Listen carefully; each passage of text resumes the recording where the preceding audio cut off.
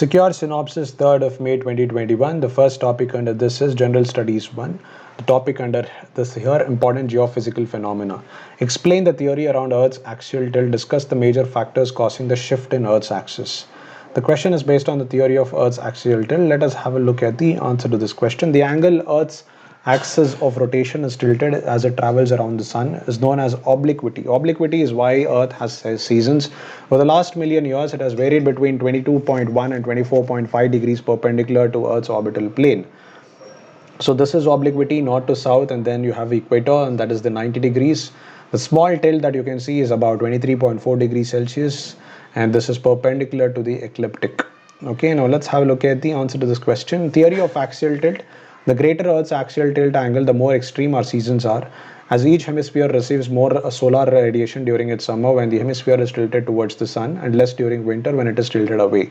Larger tilt angles favor periods of deglaciation, the melting and retreat of glaciers and ice sheets. These effects aren't uniform globally. Higher latitudes receive a larger change in total solar radiations than areas closer to the equator. Earth's axis is currently tilted to 23.4 degrees, or about halfway between its extremes, and this angle is very slowly decreasing in a cycle that spans about 41,000 years. It was last at its maximum tilt about 10,000 years ago and will reach its minimum tilt about 9,800 years from now. As obliquity decreases, it gradually helps make our seasons milder, resulting in increasingly warmer climate winters and cooler summers that gradually over time allow snow and ice at high latitudes to build up into large ice sheets. As the ice cover increases, it reflects more of the sun's energy back into space, promoting even further cooling for the Earth. Climate change and axial tilt, rising sea levels, heat waves, melting glaciers, and storms are some of the well known consequences of climate change. Have I already done this? So rising sea levels, heat waves, melting glaciers, and storms are some of the well-known consequences of climate change. New research has added yet another impact to this. Marked shifts in the axis along with Earth rotates. A study published in Geophysical Research Letters of the American Geophysical Union says that due to the significant melting of glaciers because of global temperature rise, our planet's axis of rotation has been moving more than usual since the 1990s. A century ago, Serbian scientist Milutin Milankovic hypothesized the long-term collective effects of changes in Earth's position relative to the sun, which are a stronger driver of Earth's long-term climate and are responsible for triggering the beginning and end of glaciation periods, which is the ice ages. According to NASA, data from 20th century shows that the spin axis drifted about 10 centimeters per year, meaning over a century polar motion exceeds 10 meters. Generally, polar motion is caused by changes in the hydrosphere, atmosphere, oceans, or solid Earth, but now climate change is adding to the degree with which the poles wander. As per the study, the North Pole has shifted in a new eastward direction since the 1990s because of changes in the hydrosphere, meaning the way in which water is stored on Earth. From 1995 to 2020, the average speed of drift was 17 times faster than from 1981 to 1995. Also, in the last 4 decades, the poles moved by about 4 meters in distance. The faster ice melting under global warming was the most likely cause of the directional change of the polar drift in the 1990s. Hence, combating climate change is crucial to slow down the changes in axial tilt. Conclusion: scientific research to better understand the mechanism that cause changes in Earth's rotation and how specifically Milankovitch cycles combine to affect climate is ongoing. But the theory that they drive the timing of glacial interglacial cycles is well accepted. Let's move on to the next topic, social empowerment. Monetizing the household care is instrumental in addressing the gender disparity in India. Explain. So this is mostly of the care economy. Household care and work amounts to unpaid work, especially with the burden falling on women. It is widely recognized that women perform the bulk of unpaid work in households and even in a paid labor force. This work is often socially, politically, and economically devalued because work is often defined in conventional statistics as paid activities linked to the markets. Now, what is the debate on monetizing the household care? From a monthly assistance to women family heads in Tamil Nadu to an enhanced Arunodai scheme in Assam, pension for households in Kerala, and income support to female heads of households in West Bengal, various proposals for empowerment have been put forward by various parties to reach out to women voters. The promises have sparked a debate on the issue of care work and possible solutions to address the disparities therein.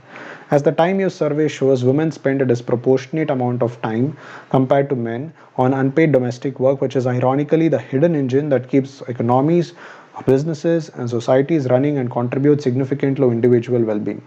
While this work is foundational for society, it is mostly invisible, undervalued, and unaccounted worldwide. The ILO estimates that if such services were to be valued on the basis of an hourly minimum wage, they would amount to 9% of the global GDP, which is $11 trillion. The need of the hour is existing patriarchal norms pose a significant constraint to the take-up of the public or market services. Addressing the issue of childcare and flexible work could help initiate positive social norms that encourage the redistribution of unpaid care and domestic work burden. A huge spectrum of women skilled but unpaid work contributes directly to the economy, yet its devaluation by not being accounted for work weakens women's status, leading to their vulnerability. Sharing the responsibilities of childcare can be difficult in a culture where parental leave is given only to the mother.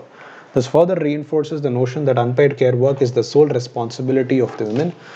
The government has the crucial role to play in promoting gender equality by ensuring equality of opportunity in public services. However, these solutions will have a limited impact unless the behavioral change of each and every individual is targeted. Let's conclude the answer. According to an ILO report on care work and care jobs for the future of for decent work, unpaid care work is the main barrier preventing women from getting into, remaining, and progressing in the labor force. Therefore, policies should address the rising need for care and tackle the huge disparity between women's and men's care responsibility. This is especially true for India, given that a major challenge on the economic front is getting more women into the formal workforce. Next, general studies 2. The topic under this is government policies and intervention for development in various sectors and issues arising out of their design and implementation. How far do you agree with the view that a law for criminal contempt is synchronous with the freedom of speech guaranteed under Indian Constitution? Evaluate. The answer to this question: the Supreme Court has issued a timely warning to the states against any attempt to clamp down on the dissemination of information about the serious health crisis besetting the country or calls for help through social media from citizens affected by COVID-19. In this background, it is necessary to revisit criminal contempt and role of judiciary and executive that implement the law. Criminal contempt. A special law is asynchronous with freedom of speech. The objective for contempt is stated to be a safeguard in the interest of public. If the authority of the court is denigrated and public confidence in the administration of justice is weakened or eroded. But the definition of criminal contempt in India is extremely wide and can be easily invoked. Suo motu powers of the court to initiate such proceedings only serve to complicate matters, and truth and good faith were not recognized as valid defenses until 2006, when the Contempt of Courts Act was amended. Justice V.R. Krishna Iyer famously termed the law of contempt as having a vague and wandering jurisdiction with uncertain boundaries. Contempt law, regardless of public good, may unwittingly trample upon civil liberties. It is for us to determine what is the extent of such trampling we are willing to bear. On the face of it, a law for criminal contempt is completely asynchronous with our democratic system, which recognizes freedom of speech and expression as a fundamental right. This holds true even for the executive to use laws such as UAPA and the NSA to clamp down on dissent. Recently, in Uttar Pradesh, government publicly announced that those creating fear or spoiling the atmosphere by posting false grievances will be punished under the National Security Act, goes against the ethos of the Constitution. Given the propensity of such leaders to treat the voicing of grievances by citizens as a personal affront to their administrative capabilities, the court's warning that any attempt to stifle the people's voices would attract action for contempt of court is quite timely and necessary. What is the way forward? As Justice D.Y. Chandrachud remarked, any clampdown on information is contrary to basic precepts. He underscored the significance and necessity for the free flow of information during a grave crisis by recalling the role it played in containing a famine in 1970. The court was apparently drawing inspiration from the theory articulated by economist Amartya Sen that the fundamental attributes of democracy, such as free press and the need to face the people at elections and respond to political criticism, help prevent famines. Let's conclude the answer. Besides needing to revisit the need for a law on criminal contempt, even the test for contempt needs to be evaluated. If such a test ought to exist at all, it should be whether the contemptuous remarks in question actually obstruct the court from functioning. It should not be allowed to be used as a means to prevent any and all criticism of an institution. Let's move on to the next topic: bilateral, regional, and global groupings and agreements involving India and or affecting India's interest. Analyze the scope and potential of India-Japan ties in the background of new dynamism of global politics and closeness of US-Japan relations. In the years past, New Delhi and Tokyo have collaborated to build infrastructure in Iran and Africa, provide vital aid to Myanmar and Sri Lanka, and hammer out a common association of Southeast Asian nations outreach policy in an attempt to counter China's growing influence in these corners of the globe. However, unlike previous summits, The time has come for India and Japan to take a hard look at reports suggesting more substantial areas of cooperation, especially when US, Japan, and India relations are an all time high. The US Japan relations providing foray into India Japan ties. Japanese PM visit to the United States last month has set the agenda for the wider Indo Pacific engagement of Tokyo and its evolving priorities. Tokyo and Washington also rallied around the standard of shared values. Both powers repeatedly emphasized their vision of a free and open Indo-Pacific that respects the rule of law, freedom of navigation, democratic norms, and the use of peaceful means to settle disputes. In the aftermath of the successful Quad summit, both parties expressed their continued support for the four-nation grouping of the United States, India, and Japan and Australia. China's human rights violations in Xinjiang, its heavy handed suppression of protests in Hong Kong, and military aggression towards Taiwan came in for heavy criticism. Given that the Japanese premier plans to visit India as soon as the situation permits following the COVID 19 pandemic, his dealings with the US are a preview of what New Delhi can expect from Tokyo. Current Indo Japan ties within India. Japan has been a leading financial donor in the form of ODA to India. It continues to maintain a high degree of interest and support for India's mega infrastructure projects like the Delhi Mumbai Freight Corridor, Delhi Mumbai Industrial Corridor, Chennai Bengaluru Industrial Corridor, and Ahmedabad Mumbai High Speed Rail. Outside India, Asia Africa Growth Corridor, announced in 2017, and joint projects in some third countries like Bangladesh, Myanmar, and Sri Lanka and in Africa as well will be taken jointly. Defense ties quadrilateral security dialogue is a strategic dialogue between India, United States, Japan, and Australia, and that will be carried out. Malabar exercise has been carried by India, Japan, and USA on a continuous basis. 2+2 dialogue at the defense and foreign minister level is also taking place. What's the way forward? It is clear that the government has set India-Japan ties on an accelerated geopolitical course that will be a major factor in its dealings with the rest of the world, especially China, at a time when the US is perceived to be retreating from the region. However, the strategic partnership needs stronger economic ties. While Japan is India's largest donor and the third largest provider of FDI, bilateral trade has steadily declined since 2013. Today, India-Japan trade languishes at around $15 billion, a quarter of trade with China, while Japan-China trade is around $3 billion. The two countries have decided to boost defense ties given the escalating tension in the region in the wake of the nuclear test by North Korea and China's growing assertiveness in the South China Sea. However, certain issues still remain, like sharing of the defense technology, delay of US to amphibian aircraft. Both countries need to work on trade, defense, and regional issues. A strong Indo-Japan will arrest the inconsistency being witnessed in the region, thus contributing to peace and prosperity in the region and the world. Discuss the measures that need to be adapted to prevent fire hazards in hospitals during the COVID-19 health crisis and suggest post-disaster recovery plan. This is mostly of disaster and disaster management set of topics. Over the past few weeks, there have been deadly fires in hospital buildings, including those treating COVID-19 patients. Over the past few weeks, there have been deadly fires, compounding what is already a severe crisis in the country facing. Background on fire hazards, especially in hospitals. The most recent incident was on May 1, when at least 10 people died after a fire broke out in the COVID-19 hospital in Bharuch in Gujarat. A spate of recent hospital fires has also been reported from Maharashtra at Virar, a suburb of Mumbai, and Mumbai near Thane, and earlier in the year at Nagpur. Fires breaking out in buildings big and small across India is not a new phenomenon. The National Crime Records Bureau says 330 people died in commercial building fires in 2019, while fatalities for residential or dwelling buildings were much higher at 6,329. Electrical faults are cited as the leading cause of fires, but state governments are also widely criticized for being lax with building safety laws and for failing to equip public buildings with modern technology. Measures needed to ensure fire safety in hospitals. At the macro level, the NBC recommends the location of buildings by type of use in specific zones to ensure that industrial and hazardous structures do not coexist with residential, institutional, office, and business buildings.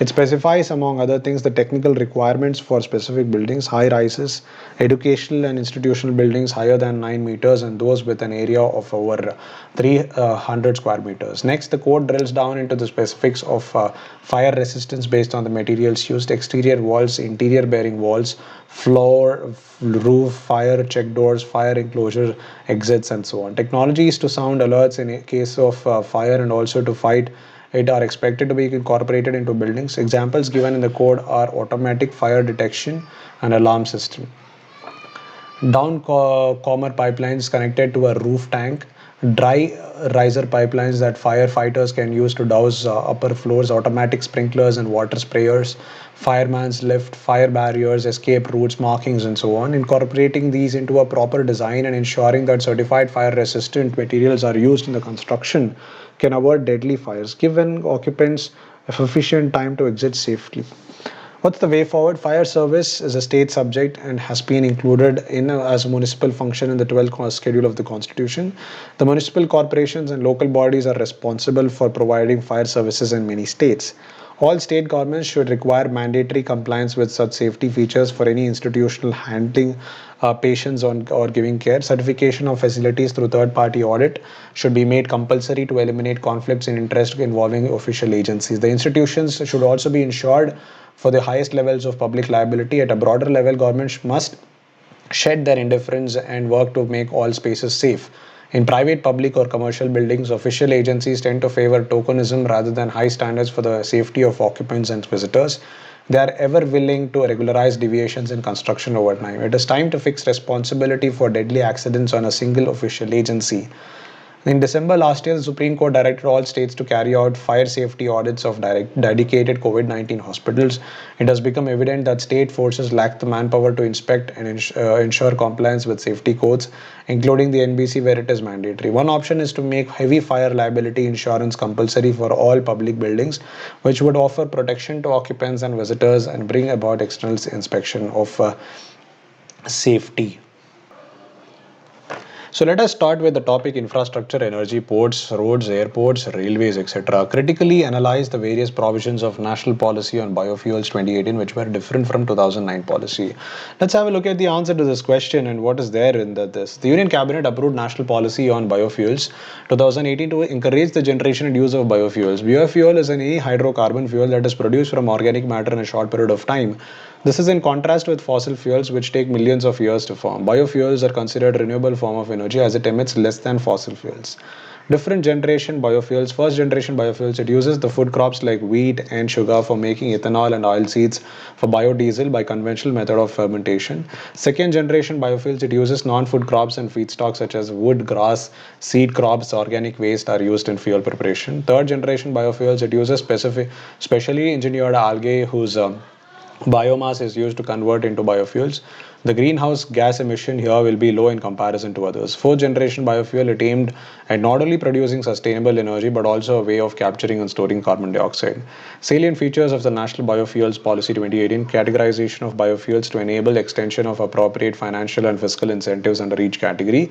The two main categories are basic biofuels, first generation bioethanol and biodiesel, advanced biofuels, second generation ethanol, municipal solid waste to drop in fuels, third generation biofuels, bio-CNG. Expands the scope of of raw material for ethanol production by allowing use of sugarcane juice, sugar containing materials like sugar beet, sweet sorghum, starch containing materials like corn, cassava, damaged food grains like wheat, broken rice, rotten potatoes, unfit for human consumption for ethanol production. Allows use of surplus food grains for production of ethanol for blending with petrol to ensure appropriate price to farmers during surplus. However, it needs the approval of National Biofuel Coordination Committee. Thrust on advanced biofuels, viability gap funding scheme for the OG ethanol biorefineries of rupees 5,000 crore in 6 years in addition to additional tax incentives and higher purchase prices compared to 1G biofuels, encourages setting up of supply chain mechanisms for biodiesel production from non-edible oilseeds, used cooking oil, short gestation crops, synergizing efforts by capturing the roles and responsibilities of all concerned ministries, departments with respect to biofuels in the policy document itself. Potential benefits: reduce import dependency. The large-scale production of biofuels would reduce import dependency on crude oil and save forex. Cleaner environment by reducing crop burning and conversion of agriculture residues waste to biofuels. There will be reduction in GHGs emission and other particular matters. Municipal solid waste management, it is estimated that only around 62 million metric tons of municipal solid waste gets generated in India. The policy promotes conversion of waste to waste, plastic, MSW to drop in fuels, hydrocarbon fuels from solid waste. Infrastructural investment in rural areas. Addition of 2G biorefineries across the country will spur infrastructural investment in rural areas. Employment generation. The establishment of biorefineries would create jobs in plant operations, village and level entrepreneurs, and supply chain management. Additional income to farmers. Farmers can capitalize on agricultural residues, waste which otherwise are burned by them. They can sell their surplus output to ethanol making units when price dumped, thus ensuring appropriate price. Critical analysis, abuse of policy, well, especially then when prices of crude oil, so as farmers would find it difficult, economically more rewarding to convert farm produce into ethanol for dropping with petrol. Um, and also need of improvement in technological and financial feasibility with respect to production of biofuels. Thus, industry academic collaboration should be enhanced in an integrated manner and inadequate supply chain infrastructure to deliver biofuels to the final consumer. Hence, improved investment should be done in building robust infrastructure. Limits on private investment. The government should also take steps to remove policy barriers that have discouraged private investment in building supply chains for tapping India's huge biofuel potential. Way forward, the government has set some ambitious goals for the energy sector, which include electrification of all census villages by 2019, 24/7 electricity and 175 gigawatt of renewable energy capacity by 2022, reduction in energy emissions intensity by 33% to 35% by 2030, and producing above 40% electricity from non-fossil fuels by 2030. These goals clearly exhibit the center's push towards strengthening the energy infrastructure of the country while promoting the agenda of sustainability. Additionally, in the official Gazette of the National Policy on Biofuels 2018, MNRE has also discussed the government's 5-point strategy to curb the country's dependency on foreign imports in the oil and gas sector. The strategy involves increasing domestic production, adopting biofuels and renewables, energy efficiency norms, improvement in refinery processes, and demand substitutions. India needs a solar waste management and manufacturing standards policy. Do you agree? Let's have a look at the comment section and what is written here. There is an urgent need to formulate appropriate quality standards for use of environmentally sustainable materials in manufacturing of modules in solar energy setup. When India plans to scale up the production, this will help in minimizing potentially hazardous end-of-life module waste in India. Issue of solar waste management. Solar sector continues to grow robustly from a mere 3 gigawatt in 2014 to over 28 gigawatt currently, but there is still no clarity on solar waste management in India. To make solar a truly green source of energy, it is imperative for the industry as a whole to work together and proactively towards ensuring a sustainable waste management plan for solar energy systems. India has set an ambitious target of having 100 gigawatts of solar energy by 2022. Bride to India BTI has estimated the solar module waste volume to grow to 1.8 million ton by 2050, which is close to total e-waste volume being annually generated in India currently.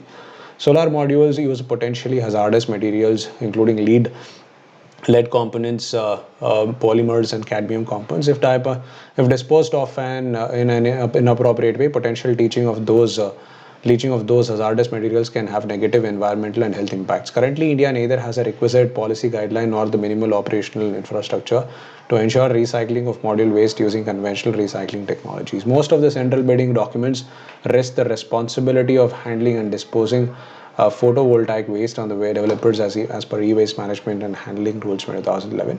Measures to manage solar waste, mandating module manufacturers to use environmentally sustainable design and materials with end of life in mind, specifying liability and responsibility of each stakeholder for waste management and treatment, laying down standards for PV waste collection, treatment and disposal, encouraging mutual recycling responsibility agreements between module suppliers, project developers, and power purchasers, undertaking regular surveys of recycling facilities to understand technology and capacity levels, identifying investments and technical requirements for dedicated PV recycling facilities with focus on high value recovery. In conclusion, PV and solar waste recycling is still a nascent stage globally, both in terms of technical standards and physical infrastructure. Global cooperation in this regard and domestic capacity boost is the right way forward. Thank you so much for being part of this video. I hope you enjoyed me reading out this wonderful initiative by Insights IAS, and I hope you take away very good things from here. Thank you so much.